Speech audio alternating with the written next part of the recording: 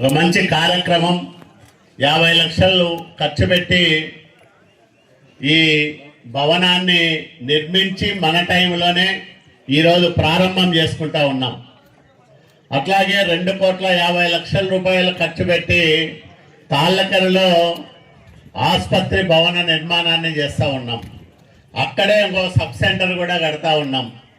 ఇట్లాంటివి 7,48,00,000 రూపాయలతో ఆరోగ్య కేంద్రాలు గ్రామీణ ప్రాంతాల్లో నిర్మిస్తూ ఉన్నాం.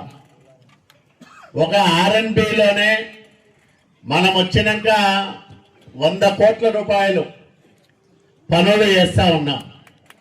అంటే ఇన్ని కార్యక్రమాలు ఎప్పుడు జరగలే.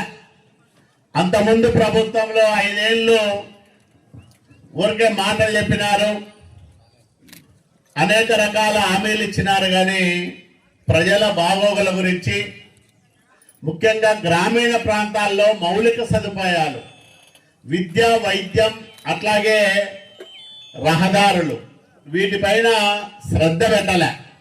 మనం వచ్చినాక రోడ్లు బాగుపడుతూ ఉన్నాయి. విద్యలో దాదాపు 300 మందికి పైగా మనం టీచర్ల నియామకము, దాంతోపాటు అనేక స్కూల్ బిల్డింగ్లను బాగు చేసుకుంటా ఉన్నాం. ఆరోగ్య రంగంలో అనేక కార్యక్రమాలు చేసుకుంటాం. ఇంత ముందు నేను చెప్పినట్లు ఒక 7,48,00,000తో ఆరోగ్య కేంద్రాలు ఇక్కడ తాళ్ళకెరలో, ఈరే హాల్లో, రేపు ఈరే హాల్లో కూడా ఇట్లాంటి భవనాన్ని ప్రారంభం చేస్తూ ఉన్నాం. గ్రామీణ ప్రాంతాల్లో పేదలు, బడుగు బలహీన వర్గాలు జ్వరం వస్తే మొదట చూసేది గవర్నమెంట్ ఆసుపత్రి వైపే. ప్రైవేట్ ఆసుపత్రుల్లో పోయే శక్తి ఉండదు. అట్లాగే ప్రైవేటులో ఎవరైనా ఆర్ఎంపీల దగ్గరికి పోతే వాళ్ళు ఏం మందులు ఇస్తారో తెలియదు. కాబట్టి ప్రభుత్వ వైద్యశాలకు వస్తే అర్హత కలిగిన ఎంబీబీఎస్ చదువుకున్న డాక్టర్లు ఉంటారు. అట్లాగే అనుభవం ఉన్న వైద్య సిబ్బంది, నర్సులు కానీ వీళ్ళందరూ ఉంటారు. వాళ్ళైతే జాగ్రత్తగా చూస్తారని మీ దగ్గరికి వస్తారు. వాళ్ళని మీరు జాగ్రత్తగా చూడాలా. మీరు ఈ ప్రభుత్వం పైన ప్రజలకు నమ్మకం పెంచే విధంగా పని చేయాలి.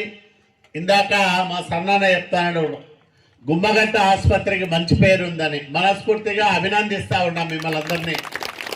ఎందుకంటే మీరు అందించే సేవలు వైద్యుడిని దేవునితో పోలుస్తారు, వైద్యో నారాయణ హరి అని.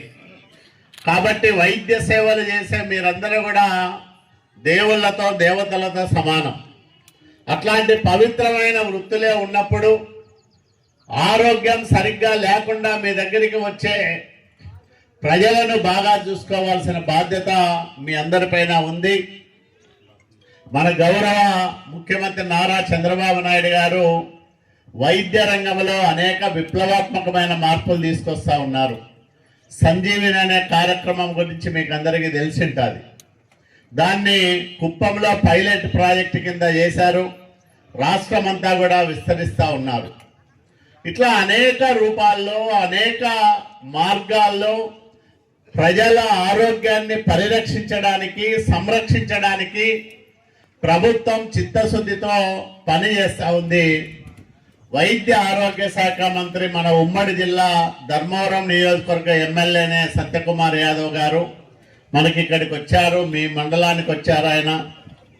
కాబట్టి ఇంతమంది మనము ఈ సేవలను సద్వినియోగం చేసుకొని మన ఆరోగ్యాన్ని బాగు చేసుకోవడానికి ప్రభుత్వం ఏర్పాటు చేసిన ఈ సౌకర్యాలన్నింటినీ కూడా ప్రజలు సద్వినియోగం చేసుకోవాలని మనసారా కోరుకుంటూ మీ అందరి దగ్గర కూడా సెలవు